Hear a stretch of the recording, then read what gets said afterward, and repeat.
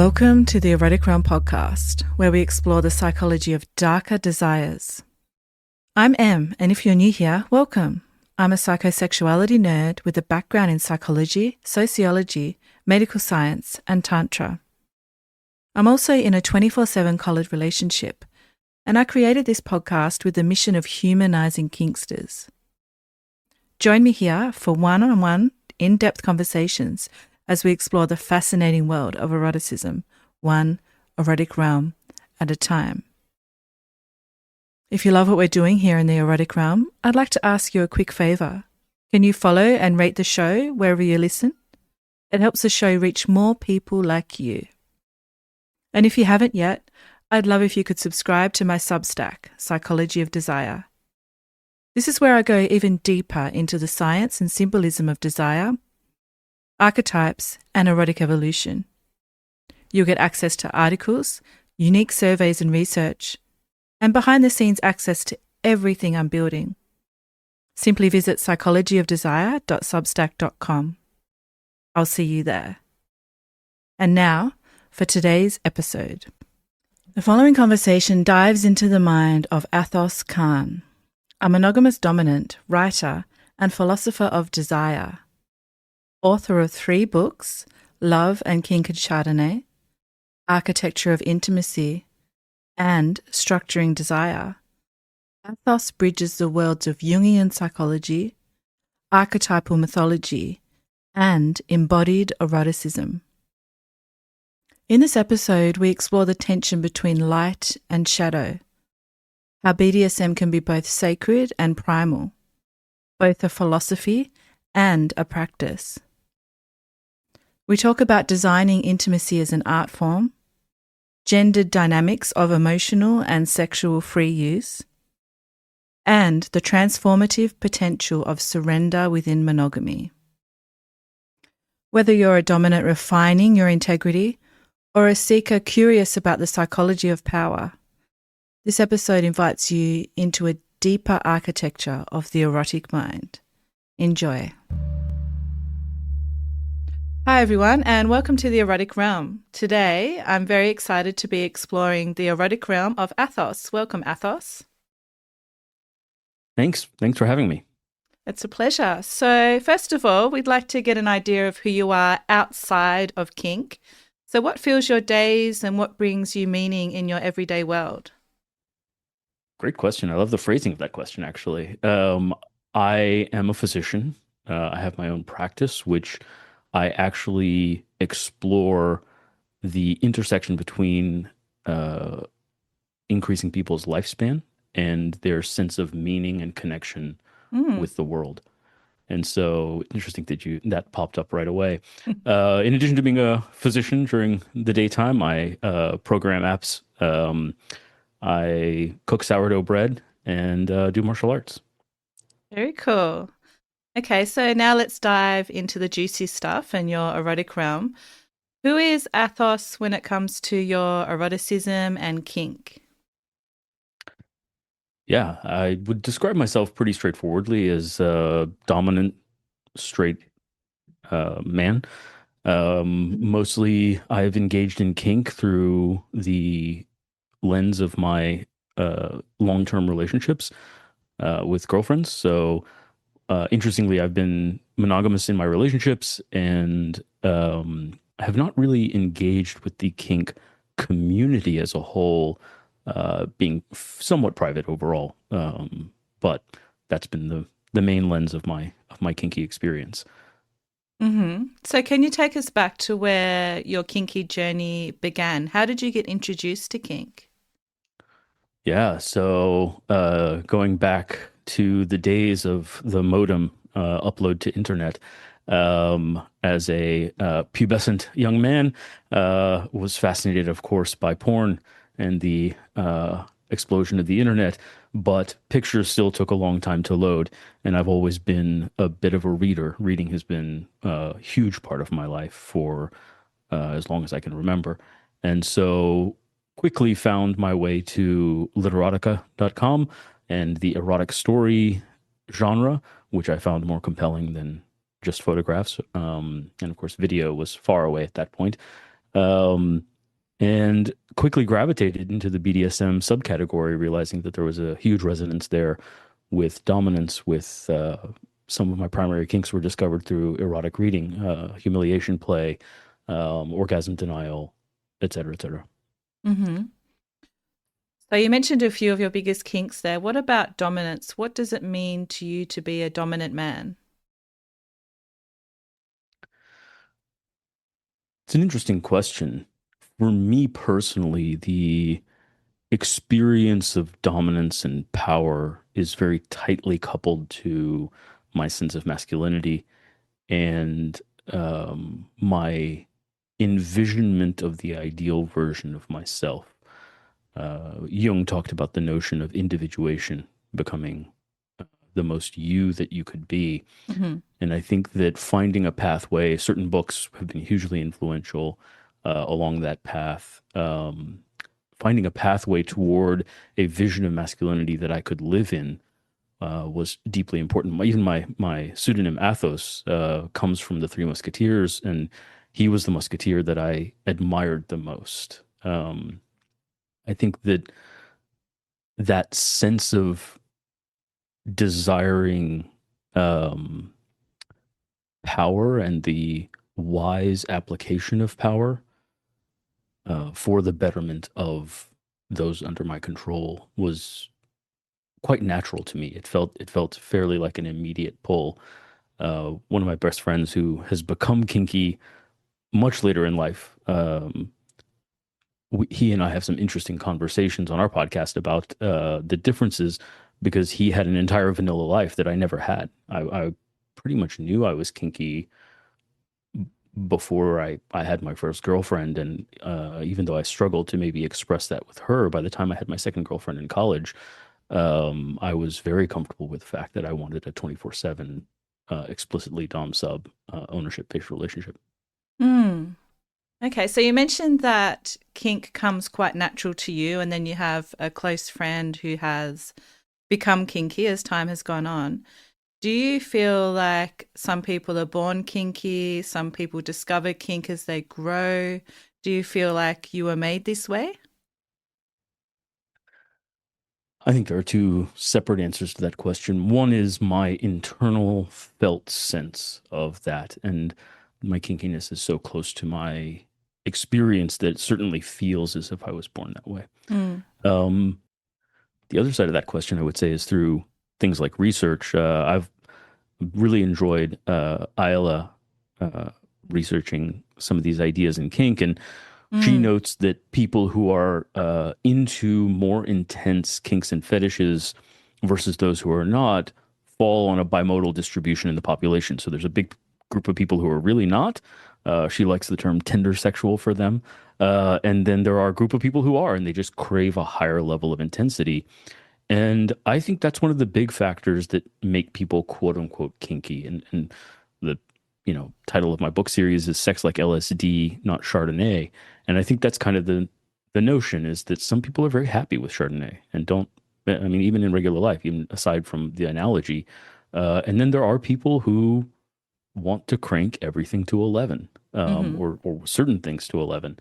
And I think that desire can manifest in different. Some people race cars. Some people are happy just driving their Corolla to and from work without really needing to drive towards speed. Um, and I don't know where that drive for intensity comes from, but it's been a huge part of my life. I'm a very intense person in almost all of my pursuits. Mm-hmm. So you just mentioned one of your books that you've written. I believe you've written 3 books now. Uh, can you tell us the titles of the books and perhaps speak to what compelled you to write each of them? Sure, absolutely. The three books started as one, and then got to be so long and unwieldy that I split them into three. Mm-hmm. Um, so the first book is entitled Love is a Kink, and it is a deep dive into the psychology of eroticism, mostly through a Jungian lens, exploring erotic archetypes, um, both male and female. I'm somewhat proud of that. I will say. I think there are other works on the male erotic or the male archetypes in general. King, Warrior, Magician, Lover is probably the most famous of those.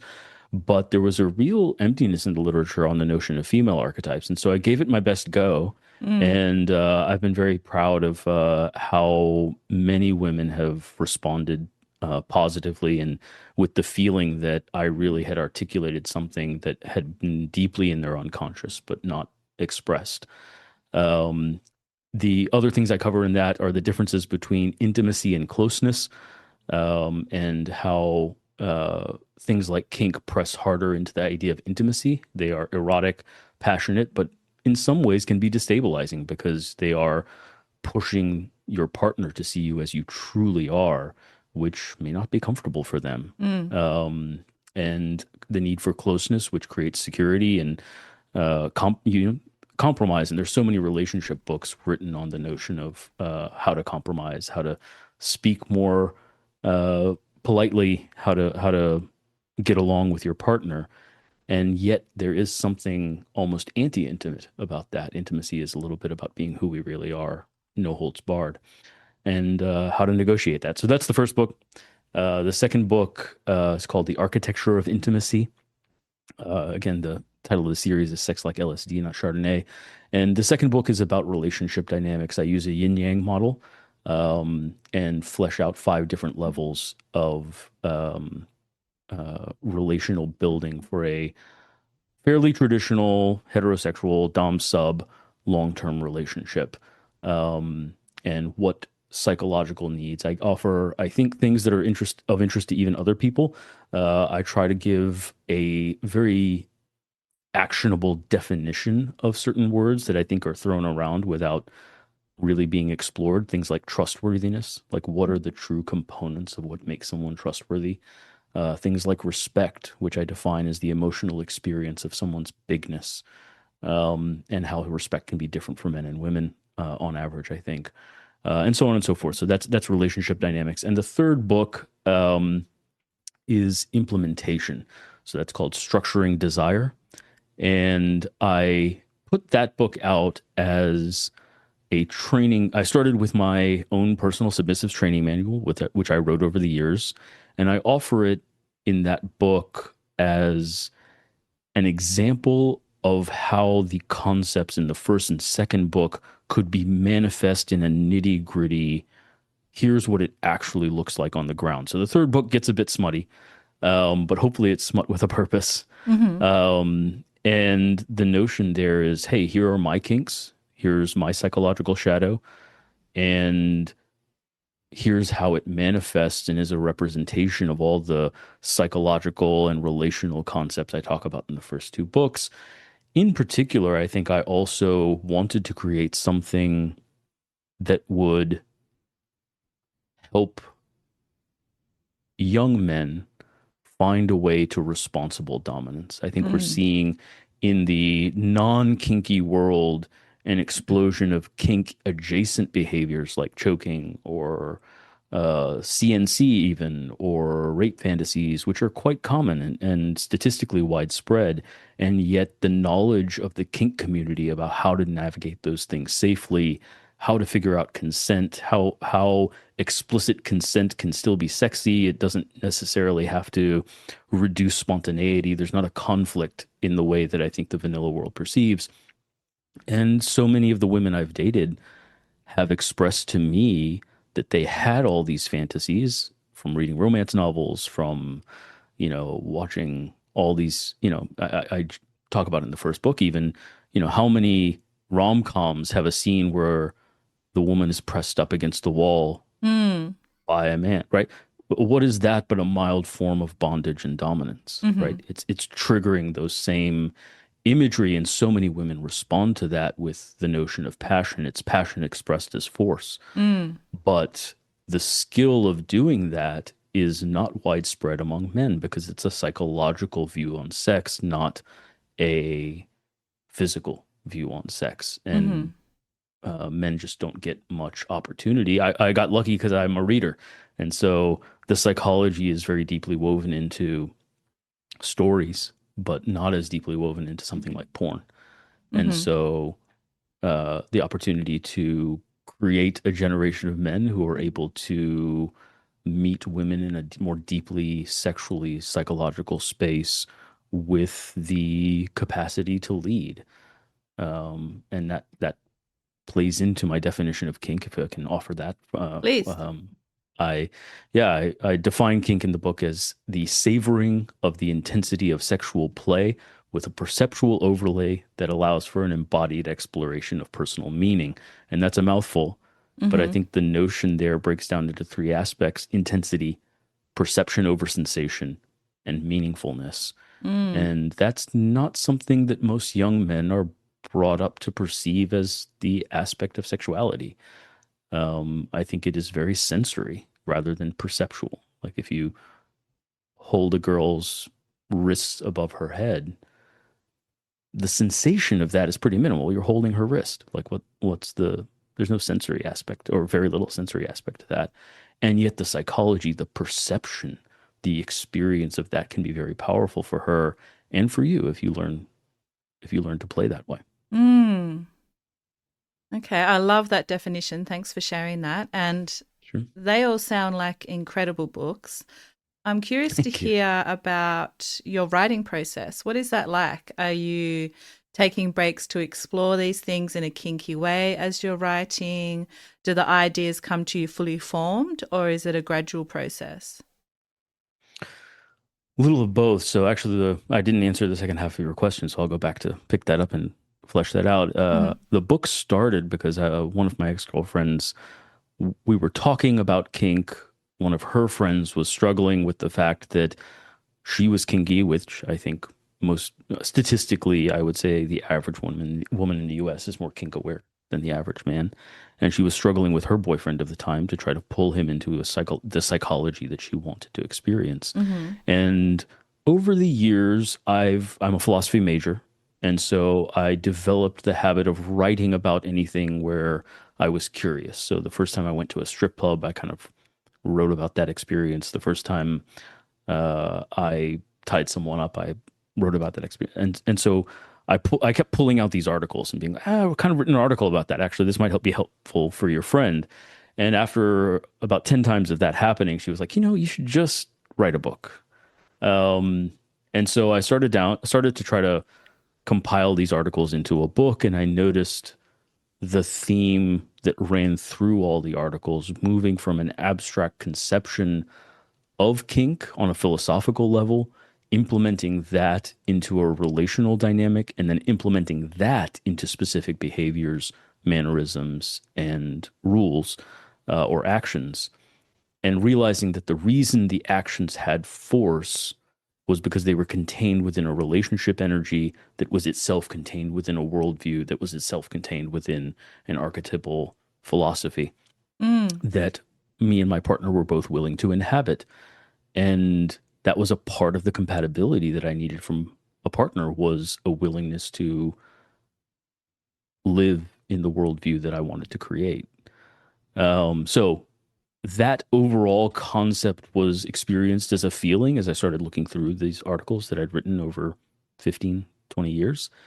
And then I basically wrote it as a philosophy paper, moving from the abstract to the specific, and then ultimately had to break it into three because it got to be too long. Absolutely incredible. Thanks for sharing that. I'm so interested in the process of it, and I love the way that you lay it out. It's really easy to understand, and it comes across as very approachable for the community.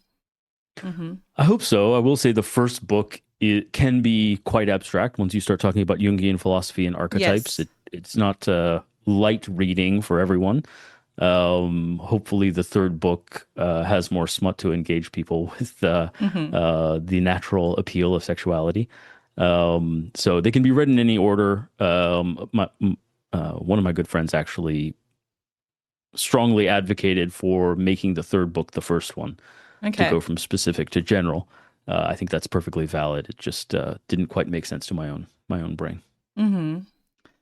Okay. So one of the traditions on the podcast is exploring a quote with you, and today's quote is actually from Carl Jung, who you've mentioned a couple of times now. I love quotes. So, I for love people Jung. that Yeah. don't know, he was a Swiss psychoanalyst, well known for his theories on personality and his concept of the shadow. So, he once said, One does not become enlightened by imagining figures of light, but by making the Hmm. darkness conscious. So, in terms of BDSM, what kinds of darkness do you think BDSM allows us to make conscious, both for dominants and for submissives? Yeah, absolutely. I love this question. So, I'll tag on a different Jung quote to piggyback on that. I think Cool. it's something like, "If you do not make the unconscious conscious, it will control your life, and you will call it fate." Hmm.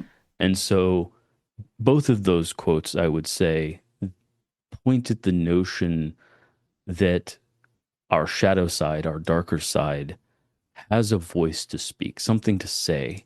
It is a part of us. And Jung very strongly advocated against, and I think that's what he means by this notion of imagining figures of light, against denying the existence of darkness, but rather through owning it to therefore prevent its unconscious expression. And Mm. so that's the second quote that I'd say is that, if you don't do that, then it will come out, and you will call it fate, but it's actually your own darkness that you've ignored coming out. So if you'll forgive me, it's a pet topic, so I'll dive in a little bit Please. deeper. But um, one of the notions that he talked about was as we are children, infants and children, we grow up and we have to socialize. That it's required for our survival. We are social species.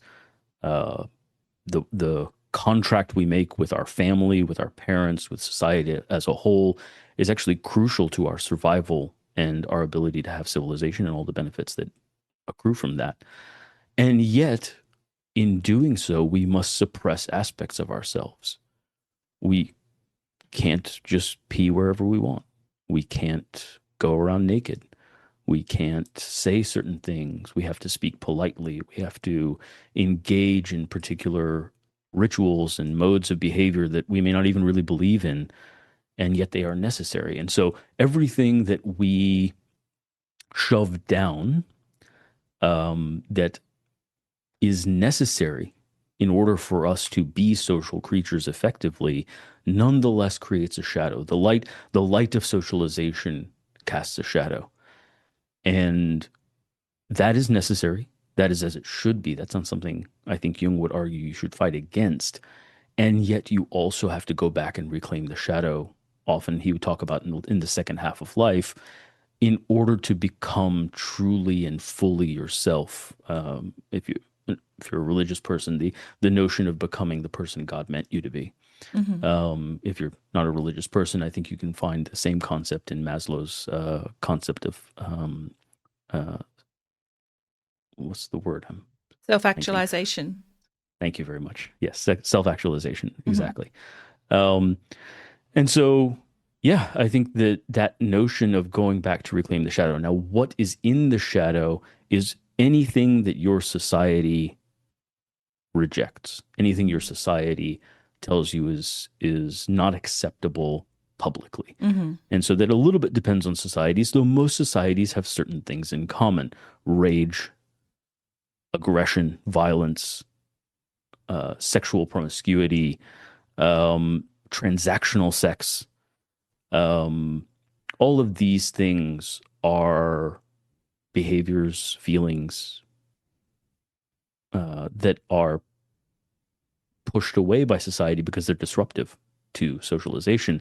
And so, on an individual, private, intimate level, we have to go back and reclaim those things and own them. And so, I'm a physician. My entire life is dedicated to healing and helping people. And so there's something to reclaim in the notion that it gets my cock hard to hurt my partner Hmm. and to make her suffer for my pleasure, right? There's a social public aspect, and then there's the private intimate truth of the fact that I enjoy that. And by owning that, I can reclaim it. I will say the notion too that Jung talked, and going back to your quote, imagining figures of light, something that Jung talked quite a bit about was the limits of talk therapy, in that imagining yourself doing certain things or imagining or talking, abstracting, oh yes, I feel rage too, is different than letting yourself embody it. And so the embodiment of those personally meaningful shadow aspects is crucial to actually owning them rather than just talking about them, intellectualizing them. Mm-hmm. And I think, So, sorry, and just to complete that thought, I think that yeah. kink offers us the opportunity to do that in a safe and ethical way. Mm, Because that's how do I embody rage safely and ethically, right? mm.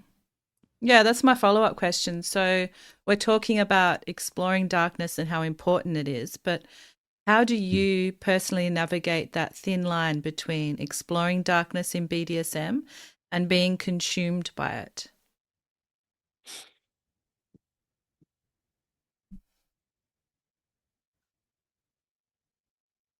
I personally don't think I've ever felt threatened by the nature of being consumed by it. That might go back to some of my early influences, though. Mm-hmm. Um, I've been very, very strongly influenced by the book Dune.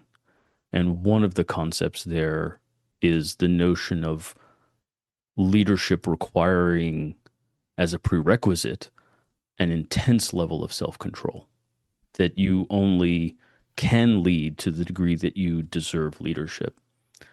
And so self development, self control, being able to handle your own shadow, I think is a really crucial part. And insofar as I was exposed to that so young, I don't think I particularly ever felt a threat of being overwhelmed by my shadow. Mm, Um, so I'm sure others have, and I recognize the truth of that experience. I see it, but just not necessarily a part of my own experience.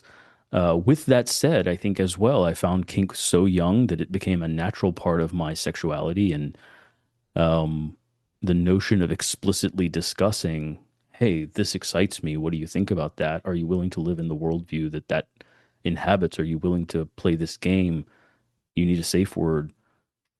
Um, and being able to really explicitly discuss not only the actions, but the ideas behind the actions. mm, A woman may be okay with being spanked, but is she okay with being spanked in order to humiliate her?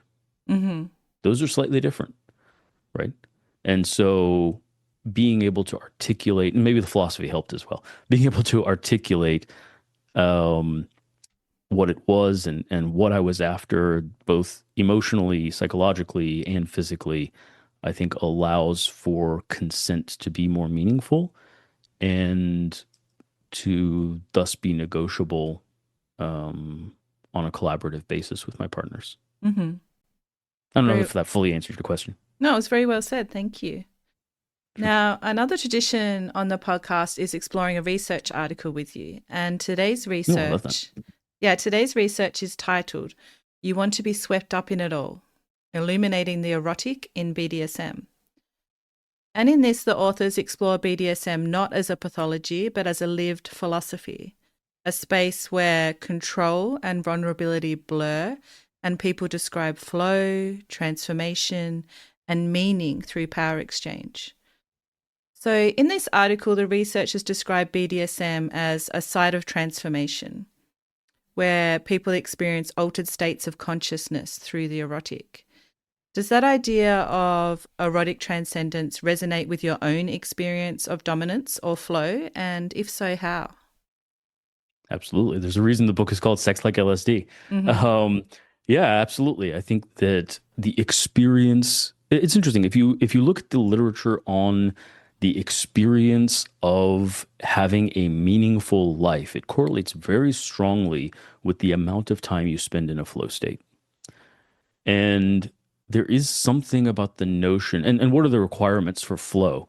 Um, Flow responds best to situations that are at the limit of our capacity. Mm, And they are absorbing because they are not easy. If things are too easy, they're boring and you don't enter a flow state.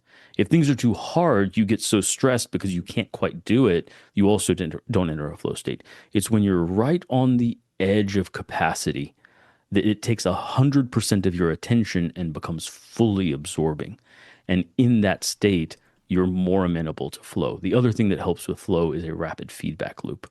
And so, as a Dom, one of the most enjoyable aspects for me, and I think for other Doms that I've talked to, is the hyper awareness that happens Mm-hmm. where you know exactly what your sub is feeling in response to the stimulus you're providing. You know when that pinch is too hard. You know when the clamp is too hard. You know how hard to swing the flogger. And you don't know how you know, but you know. And the reason is because you've entered a flow state and you're reading such microscopic things that you can't even articulate what they are Mm. because you are in an altered state of consciousness of hyper awareness, of empathic hyper awareness, that I think is very much the payoff of dominance in a lot of ways. Mm. So you mentioned your book there in your answer, Sex Like LSD. I have to Mhm. ask, have you done LSD? And are you I, saying it's a similar experience to kink? I have not actually, so I have to Okay. confess that. Again, my best friend is big into psychedelics, so I Mm-hmm. borrowed his experience Mm. secondhand, I would say. I think though the literature is quite clear on the potential for psychedelics and transformation. Mm-hmm. Part of the reason I haven't done LSD is I think because I found kink so early. I Mm. think that I ended up undergoing a lot of the transformations that I wanted, and I haven't particularly craved any transformations that I think if I were in a situation where I felt that I needed to break through and to see my own life profoundly differently in order to make some sort of transformation, I think LSD is a valid option. I would use it clinically. I think the literature that's coming out on psilocybin out of Johns Hopkins and some other research facilities is going to change the face of psychedelics as therapy or as therapeutic applications, hopefully soon. So I have nothing. Obviously, I have nothing against it in its Mm-hmm. place. I just personally haven't craved any particularly large transformation. I find my life deeply meaningful. I find my work deeply meaningful. I find my relationships deeply meaningful, and uh, would not want to transform those. Um, Understood. but I think that is, yeah, but I think that is partly because I found kink as Mm. my psychedelic. Mm-hmm. So now I'd love to dive deeper into your books. In Love and Kink and Chardonnay, you write about the intersection of psychology and archetypes. What archetypes do you see most often at play within kink? So I think the one of the interesting things that I divide is for the masculine archetypes, the classic are king, warrior, magician, lover. Um, I most often see the warrior being expressed, oddly enough, because I think that that is the most or the easiest starting place because it's physical. One of my conceptions of the archetypes is that you have the central archetype. Let's take the warrior, for instance, and the shadow of the warrior has two sides. There's the active side and the passive side. So the shadow of the warrior is the sadist and the masochist. And I think that's true of each of the archetypes that I discuss. And one of the things I see is that the feminine archetypes are much more psychological, emotional, and even social in their representation. So the one of the first um, feminine archetypes is the maiden, and the shadow of the maiden is the saint and the whore. I think that those designations are inherently much more psychological than the physicality of aggression or violence of the warrior archetype. So, excuse me. So I think that one of the things I see is for each gender, each person, each individual, perhaps, um, there are archetypes that are easier for them to accept in themselves. And for a man to work toward the active shadow of the goddess of love archetype, for instance, which is the tease, that takes a bit more growth of integration. Mm. Um, it's just further from his starting place on average.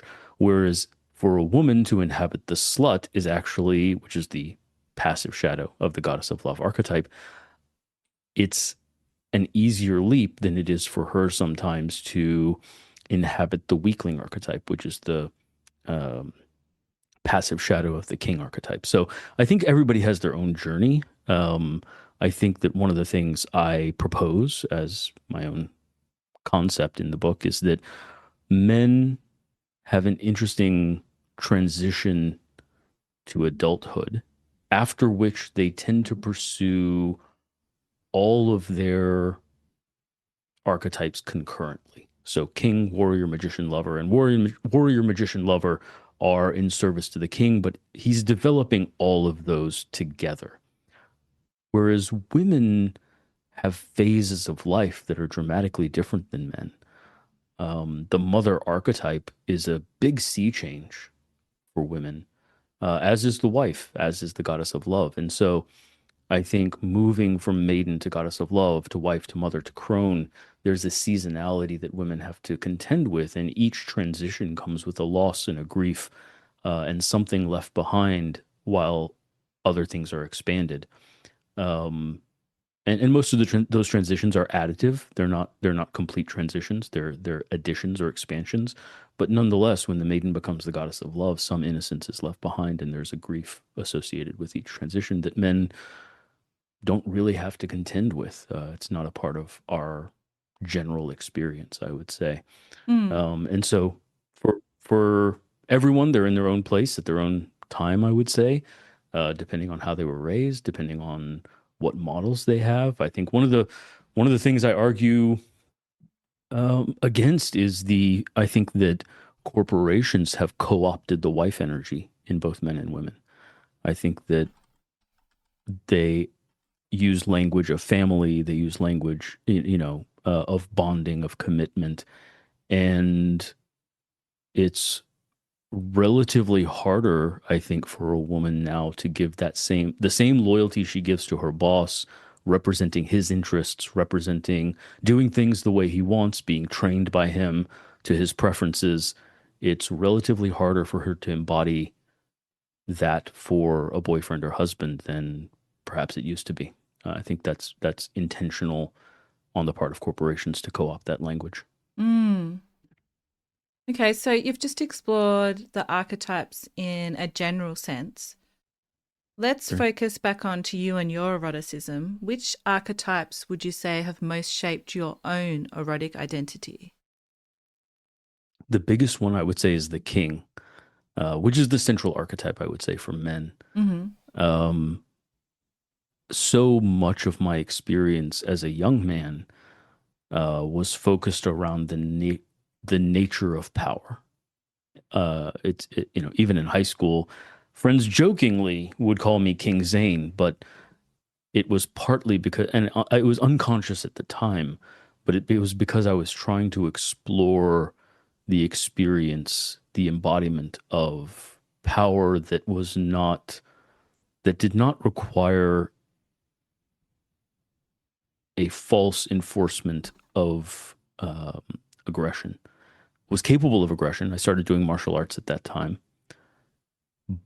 And by the way, I think martial arts was fantastic because you realize there's always somebody bigger, stronger, and more skilled than you are. Mm-hmm. Um, but the authority of competence, the authority of empathy, the authority of having a deeper understanding and being able to carve out your domain and to assert a right order within that domain, which is sort of the king archetype. It's the notion that, I love analogies that we can understand. So, for instance, Mufasa in The Lion King, he is a classic example of what it means of what triggers the notion of the king archetype. Outside of his domain is the wilds, but inside of his domain there is justice because the king enforces justice. And there's both a tyranny in that, the imposing of law, and an opportunity to allow flourishing. But because the king has imposed law and order, those who live within his realm, if they submit to that order, have an opportunity to flourish and to be themselves in a deeper way because they are free from fear.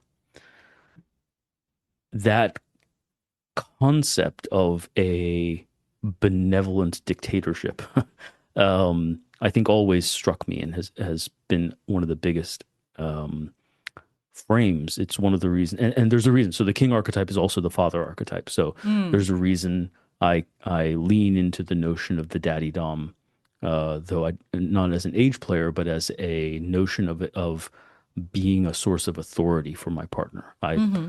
expect her to view me as an authority figure in her life, someone who sets rules, someone who defines the law within my household.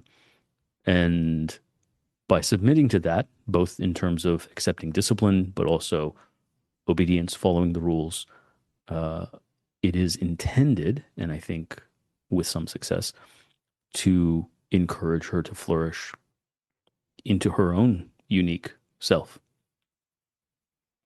Beautifully said. Thanks for reframing the daddy dom as well, because a lot of people just see it as an age play uh, Mm. part of BDSM and don't see this other side that you've just articulated so well. So thank you for that. Yeah, Mm. it's interesting. It's something I think about and talk about quite a lot. You know, even other cultures, very common in Spanish speaking cultures to, or especially Mexican culture, to use papi.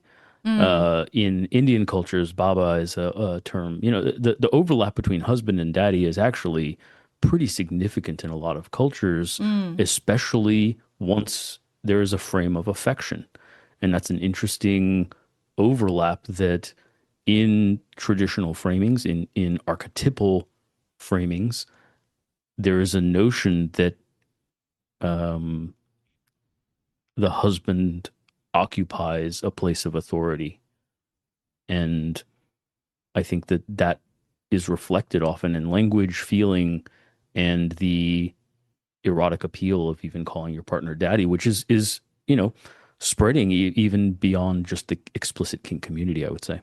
Mm-hmm. Just to go along with that, actually, you'll see TikToks where a wife calls her husband daddy, and they film the teenage kids' reactions, right?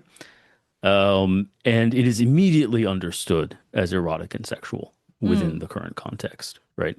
Um, and that notion of authority transfer being an erotic experience is an interesting level of intuition, even for a teenager in our culture.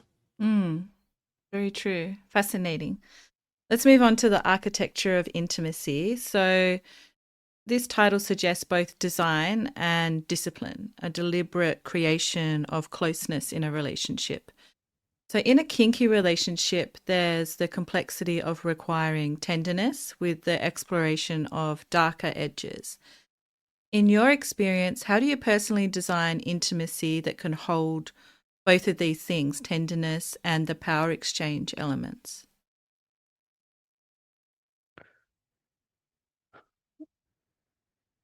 It's a great question. I think that one of the things I explore in the architecture of intimacy is a fairly complex expansion of the yin yang model. So, if you can imagine, I think we all have in our minds the yin yang symbol, the black and white with a dot of white in the black and a dot of black in the white.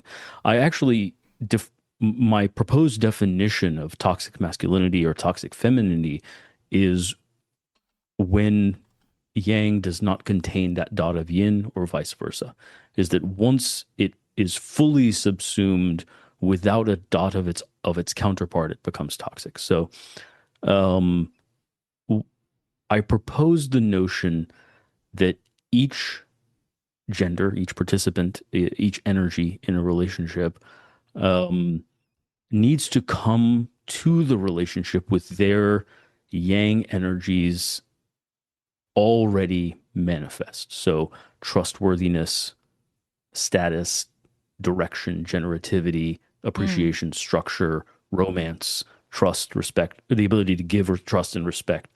Um, loyalty, competence, desire, expertise. So I think that those concepts for each person is something that they need to be able to show up with in order for the other person to respond. And I think that the yang is the energy of initiation, the yin is the energy of acceptance and the option to respond. So if someone demonstrates, if a man, let's just take the classic, a man demonstrates over time that he is trustworthy, that he is high status, that he has vision, he is able to enact the vision, he's able to provide structure and romance, then a woman may choose to respond with trust.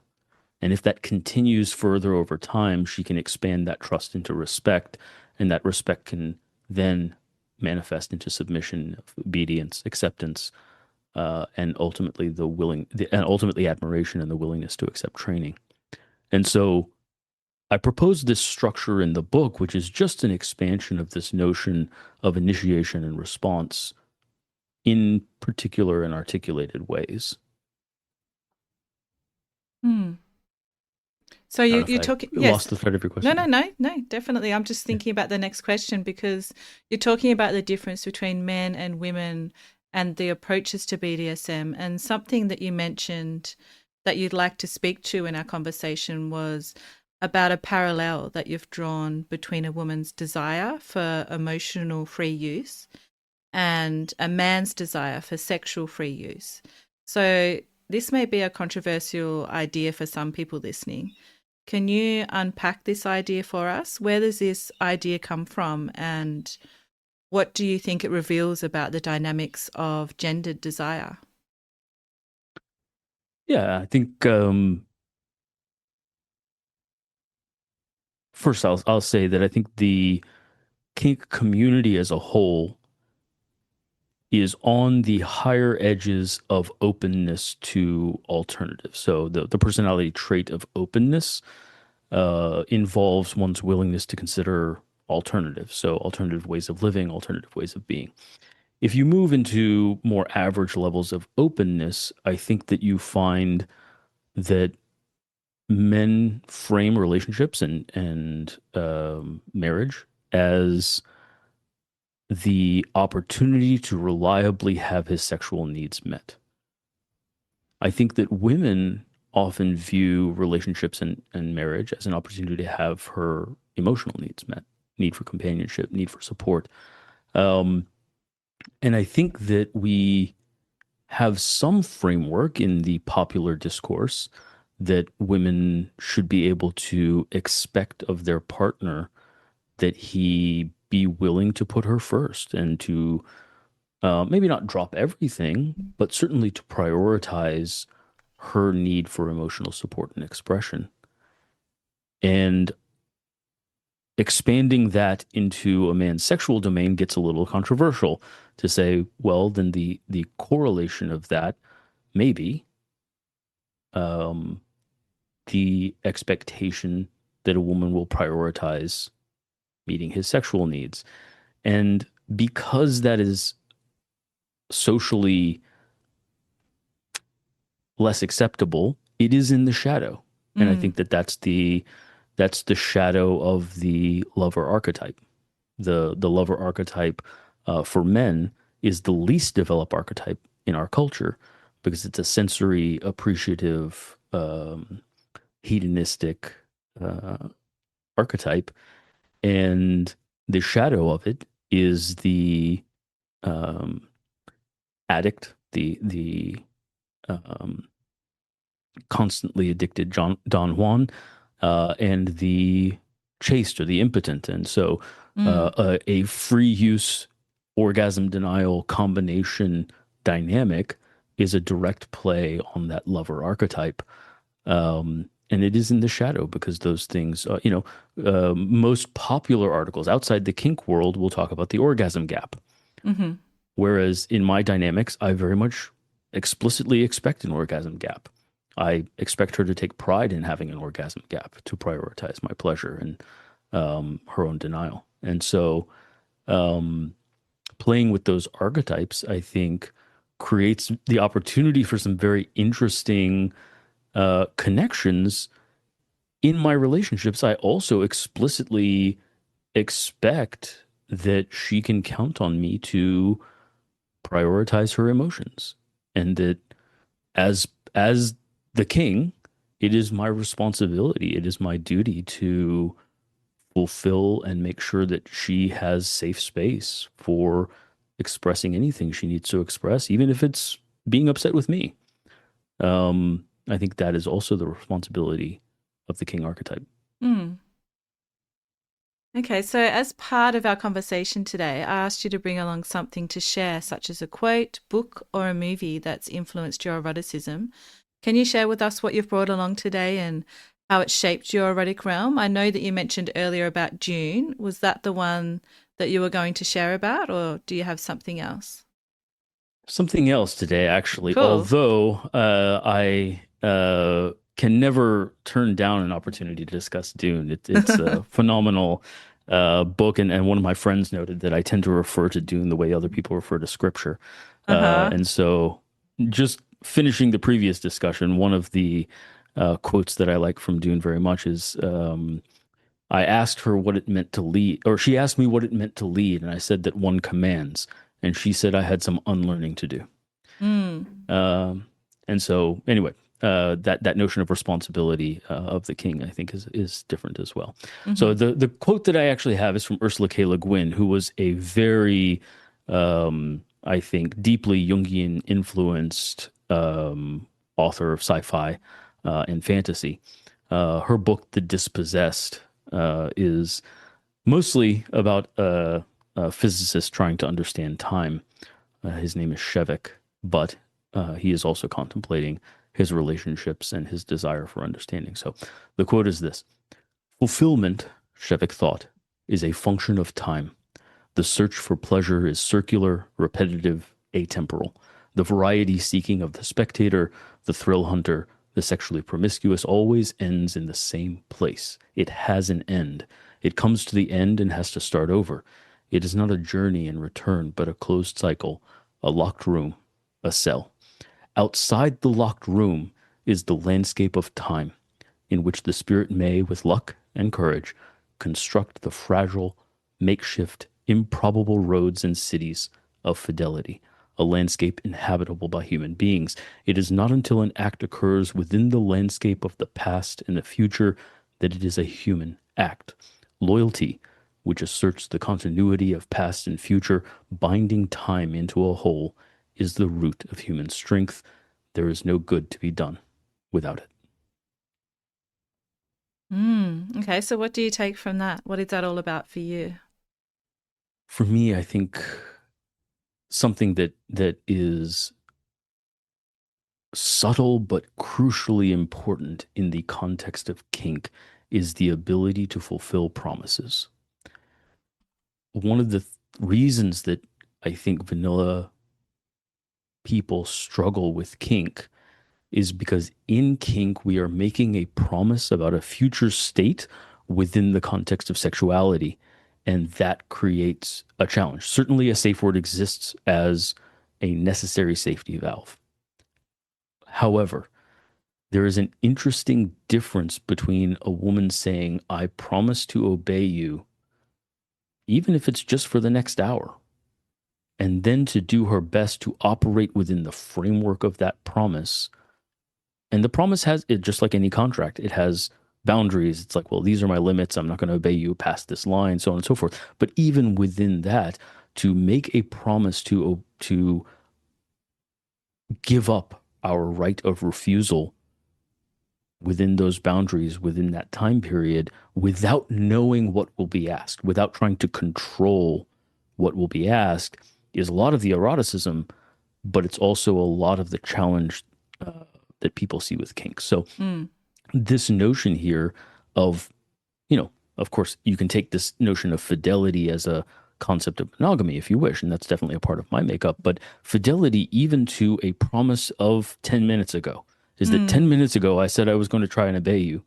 Am I being faithful to that promise? Am I the same person I was ten minutes ago? Mm-hmm. Or now that things are difficult, even though they're not past my boundaries, I'm going to give up on that promise and I'm going to say, no, I don't really feel like going down on you, right? Mm-hmm. And I'm going to be faithful to the moment of my current feeling rather than the moment of the promise I made 10 minutes ago, right? Mm. And so I think that the experience of fulfillment we have in kink parallels our experience of Jungian growth. One of the challenges of Jungian growth is that in becoming an individual, in becoming the truest version of yourself or a more true version of yourself, you are not becoming other things. I was very good at violin as a child. I haven't played in a decade or more. I was very good at art as a child, but I gave up those versions of myself in order to become a doctor because there isn't time to do everything. Mm-hmm. And so the process of individuation, of self-actualization requires commitment in a way that I think this quote to me highlights because it says as it says to bind the past and future into a whole. And that notion of loyalty to my word, loyalty to the promises I've made, loyalty to the commitments and the people that are in my life, um, constructs a landscape of time that I can inhabit rather than, I think every time we break a promise, I'll reference Harry Potter. Mm-hmm. It's a little bit like a Horcrux. When you break a promise, you fracture your soul just a little bit. Mm.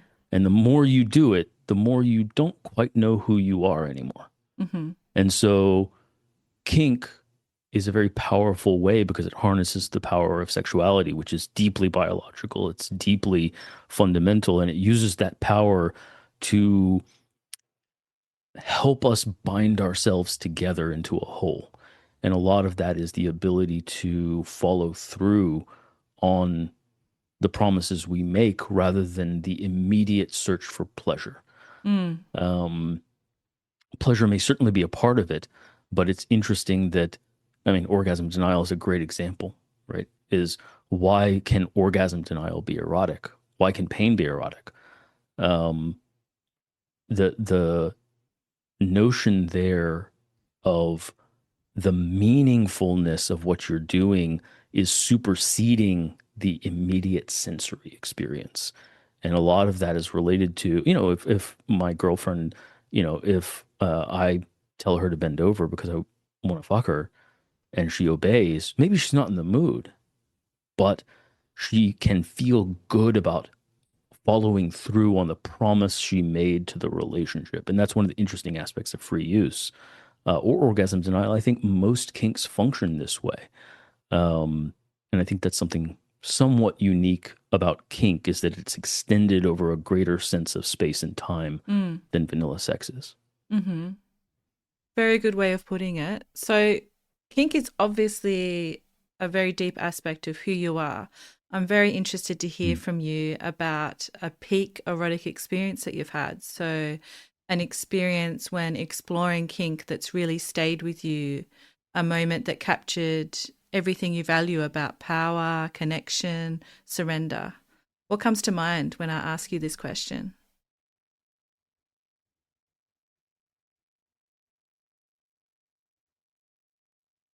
A hard time maybe prioritizing the best or greatest. I've been fortunate enough to have so many great experiences.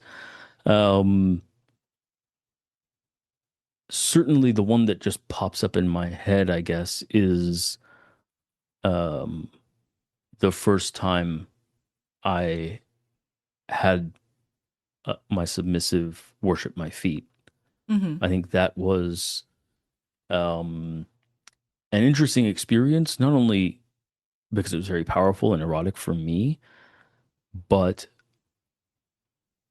she was a very sexually open person and not particularly shy about much. And I think that that was one of the first times that I made her blush Mm. and doing it really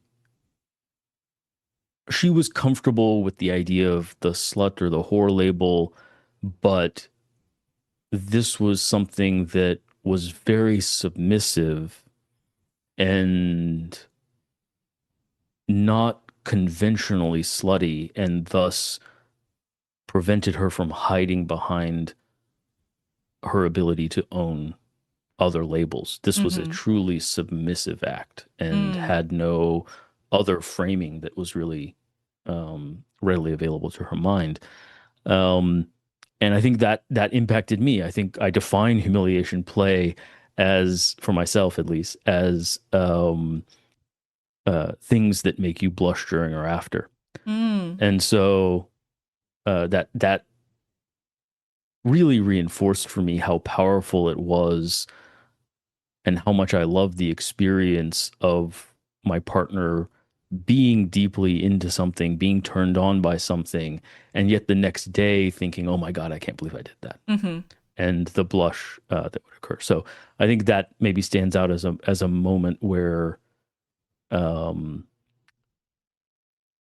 especially with that partner, because it was one of the few times I was successful maybe in effectively humiliating her in a way that was erotic. Um, so that one stands out, I guess, just off the cuff.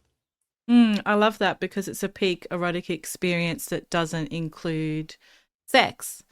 It's Hmm. about something that's purely kinky. So that's really interesting to hear. Thank you. Sure. So, if you could leave one message for people who are just beginning to explore the psychology of their desires, especially perhaps dominants who may be afraid of their darker impulses, what would it be?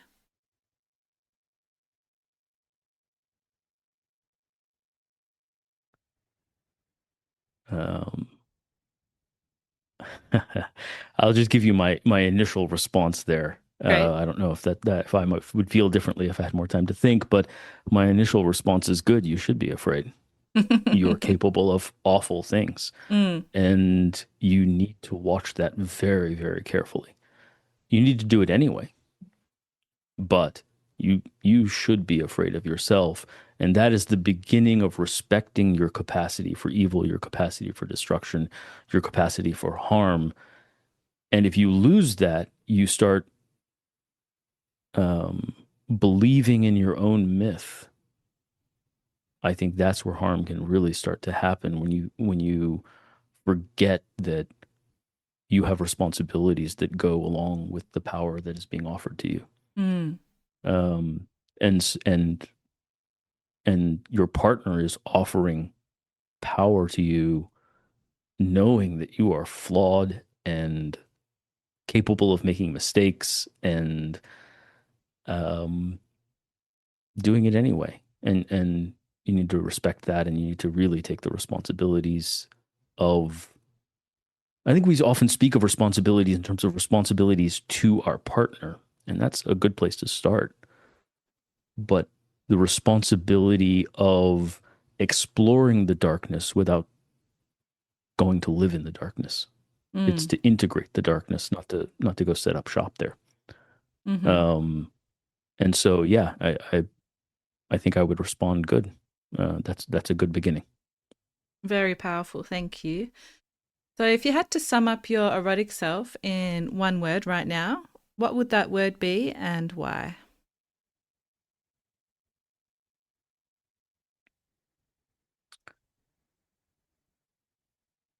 I think the word that always comes to mind is intense. Mm-hmm. Um, I think that many of my relationships have broken down when my partner realized that it wasn't new relationship energy, that was just who I was. Ah. And so and often the intensity kept growing as I became more intimate, as I took off the trappings that of socialization, where I usually confine my intensity out of politeness for society. Um, and so, yeah, I think that that's one big aspect. I think that um, I typically am very calm. I don't raise my voice very often. I speak very much like this, fairly calmly, fairly deliberately, and yet my mom even refers to me as a tsunami, and Mm. she can't quite. it's interesting. She can't quite articulate why, but she's like, when you walk into a room, it's as if the overwhelming intensity of your energy just, it's calm energy, but it nonetheless seems to flood everything. Um, and so, yeah, I think that that concept of, I tend to only do one thing at a time, and I do it with the entirety of my attention. I think in some of my relationships, that's been a struggle, and that I think that women who, or partners, people who like to vibe, who like to just kind of, you know, sort of interact and sort of chill and sort of not interact. I'm a very hard person to be around for that type of person, because either I want to talk to you and I want to have a really intense, deep conversation, or I want to go do something else entirely and ignore your existence with equal intensity. And so that can be a bit of a challenge for certain personality types. So that intensity, I think, has dominated a lot of my life, and of course, my life is very deeply woven with my kink, and I think that's also why I think the experience of kink spoke to me so strongly, because it was a venue through which I could express my sexuality with what feels to me to be my natural level of intensity. Mm, wonderful. So where can people find out more about you and your books and podcast? Yeah, absolutely. So the podcast is on YouTube right now. We are trying to expand to Spotify. I was overly optimistic in my book and claimed that we are on Spotify, but the transition proved to be a bit harder than I expected to get back issues loaded. So the podcast currently on YouTube under youtube.com/the integrative BDSM. So if you just search for integrative BDSM, you'll find the podcast. I'm on Substack at Deeper Kink. I publish a mix of things from experiments with AI to the erotic archetypes app that I created at eroticarchetypes.com to explore some of these archetypal ideas by inputting some of your fantasies. And the books, of course, are on Amazon, available. Love is a Kink, The Architecture of Intimacy, and Structuring Desire, which, as of this recording, will be launched in 2 weeks.